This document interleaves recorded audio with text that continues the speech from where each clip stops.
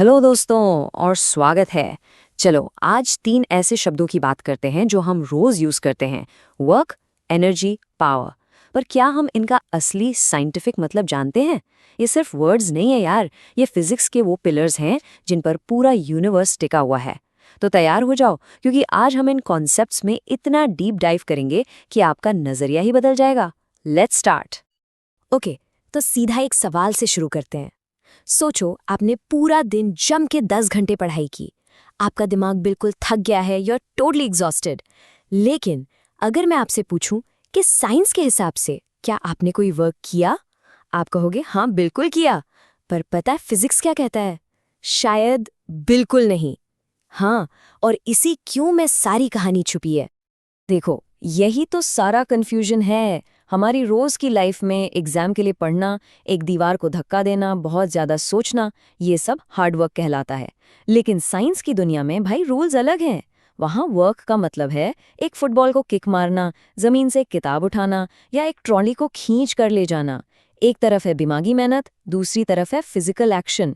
तो आखिर साइंस इतना अलग क्यों सोचता है? तो चलो इसी मिस्ट्री को सॉल्व करते हैं। फिजिक्स में वर्क का असली मतलब है क्या आखिर? चलिए पर्दा उठाते हैं इस वर्ड से और देखते हैं कि इसका इतना अजीब, इतना प्रिसाइज मीनिंग क्यों है। तो सुनो, साइंस कहता है कि वर्क तभी माना जाएगा जब 2 कंडीशंस एक साथ पूरी हो। पहली, एक फोर्स लगना चाहिए, और दूसरी, उस फोर्स से वो ऑब्जेक्ट हिलना चाहिए, मतलब उसकी जगह बदलनी चाहिए, जिसे हम डिस्प्लेसमेंट कहते हैं। सोचो, आप दीवार पे जोर लगा रहे हो, पसीना आ रहा है, थक गए, लेकिन वर्क जीरो, क्योंकि दीवार तो हिली ही नहीं। सिंपल सा फॉर्मूला है, work equals force multiplied by displacement, W equals F into S। That's it. अच्छा, अब इसमें भी टाइप्स हैं। सबसे पहले आता है पॉजिटिव वर्क। ये तो बिल्कुल सिंपल है। आप जिस डायरेक्शन में फोर्स लगा रहे हो, चीज भी उसी डायरेक्शन में जा रही है। जैसे आप एक शॉपिंग कार्ट को आगे धक्का दे रहे हो, फोर्स भी आगे, कार्ट भी आगे, इसका मतलब आप पॉजिटिव वर्क कर रहे हो। और फिर आती है एक मजेदार चीज, नेगेटिव वर्क। ये तब होता है जब फोर्स और डिस्प्लेसमेंट एक दूसरे के दुश्मन हो, मतलब ऑपोजिट डायरेक्शंस में। इसका बेस्ट एग्जाम्पल है फ्रिक्शन। सोचो, एक बॉल ग्राउंड पर लुढ़कती हुई जा रही है, वो आगे जा रही है, पर जमीन का फ्रिक्शन उसको पीछे खींच रहा है, रोकने की कोशिश कर रहा है। बॉल आगे, फोर्स पीछे, इसलिए यहां फ्रिक्शन का वर्क नेगेटिव है। तो काम को नापते कैसे हैं? जैसे वेट को किलो में नापते हैं, वैसे ही वर्क को नापते हैं जूल्स में। इसे हम जे से लिखते हैं। और एक जूल कितना होता है? सोचो, एक छोटा सा सेब, उसको उठाने में जितना फोर्स लगता है ना, वो है लगभग 1 न्यूटन। अब उसी फोर्स से उस सेब को 1 मीटर आगे सरका दो, बस हो गया 1 जूल का था। सिंपल है ना? चलो एक छोटा सा सम सॉल्व करते हैं, आसान सा। सवाल है, 5 न्यूटन का फोर्स लगा और उससे चीज 2 मीटर हिल गई। वर्क कितना हुआ? फॉर्मूला क्या था? W is equal to F into S। मतलब 5 को 2 से मल्टीप्लाई कर दो, आया 10। तो जवाब है 10 जूल्स। Easy PG. ठीक है, वर्क तो क्लियर हो गया। फोर्स लगाओ, चीज हिलाओ, सिंपल। लेकिन एक मिनट, ये सब करने के लिए ताकत कहाँ से आती है? वही तो है, एनर्जी। आप एनर्जी को काम करने की शक्ति समझ सकते हो। ये वो फ्यूल है जिसके बिना कोई काम हो ही नहीं सकता। अगर वर्क शॉपिंग है तो एनर्जी उसके लिए पैसे हैं, बिना एनर्जी के नो वर्क। साइंस में एनर्जी की डेफिनेशन ही यही है, काम करने की काबिलियत। ये एक सिंपल सा ट्रांसफर है। सोचो, एक बैट्समैन ने बॉल को हिट किया, बैट की एनर्जी कहाँ गई? बॉल में। बैट ने एनर्जी दी, बॉल ने एनर्जी ली और तेजी से आगे निकल गई। और मजेदार बात पता है क्या? एनर्जी को भी हम जूल्स में ही नापते हैं, क्योंकि ये दोनों जुड़वा बाही जैसे हैं। वर्क एनर्जी का चलता फिरता रूप है।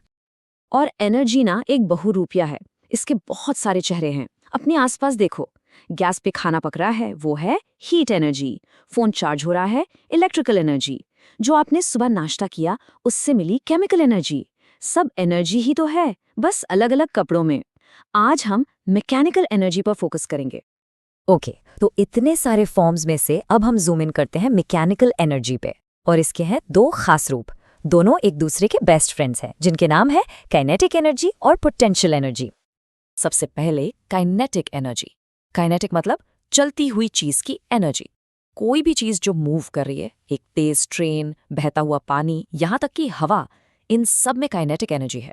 और फॉर्मूला देखो, ke = ½ mv²।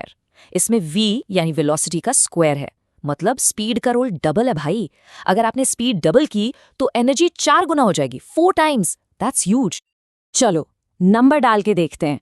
मान लो 15 किलो की कोई चीज है, 4 मीटर पर सेकंड की स्पीड से भाग रही है। कितनी एनर्जी है उसमें? फॉर्मूला याद है, ½ mv²। तो ½ × 15 × 4 का स्क्वायर यानी 16। अब इसको कैलकुलेट करो and we get 120 joules. Simple. Okay, अब आते हैं किनेटिक के बेस्ट फ्रेंड पे, पोटेंशियल एनर्जी। इसको सोचो, ये है छुपी हुई एनर्जी, स्टोर्ड एनर्जी।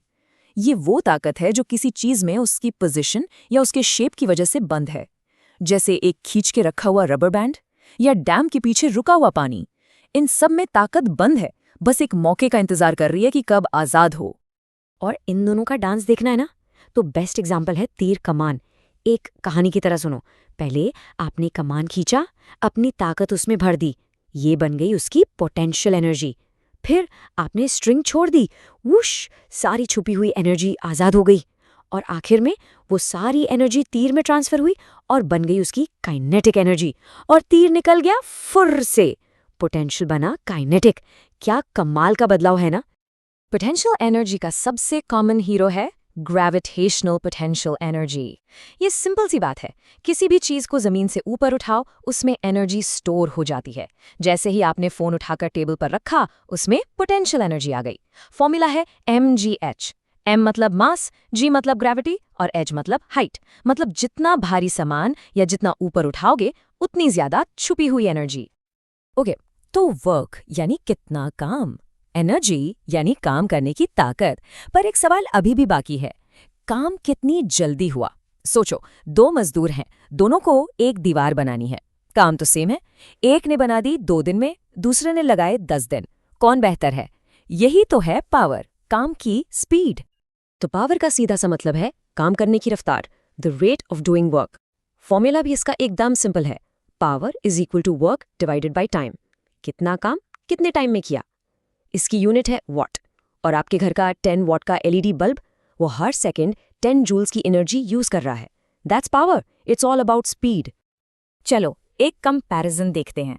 2 लड़कियां हैं, A और B। दोनों को बिल्कुल सेम काम करना है, 3200 जूल्स का। पर गर्ल A ने ये काम किया 20 सेकेंड में और गर्ल B ने लिए पूरे 50 सेकेंड। तो कौन ज्यादा पावरफुल है? गर्ल A की पावर 3200 डिवाइडेड बाय 20 यानी 16 वॉट्स, और गर्ल B की 3200 डिवाइडेड बाय 50 सिर्फ 64 वॉट्स। देखा, काम सेम पर पावर में जमीन आसमान का फर्क, क्योंकि A ने काम फास्ट किया।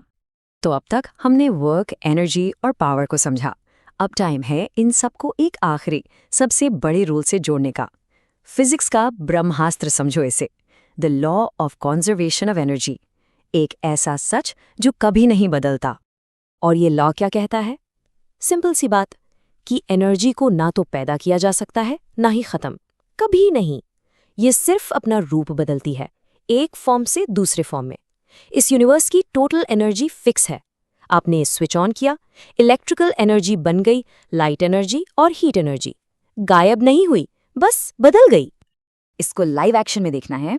सोचो, आपने एक बॉल को छत पे पकड़ा हुआ है। अभी उसके पास है मैक्सिमम पोटेंशियल एनर्जी, आराम से बैठी है। अब आपने उसे छोड़ दिया।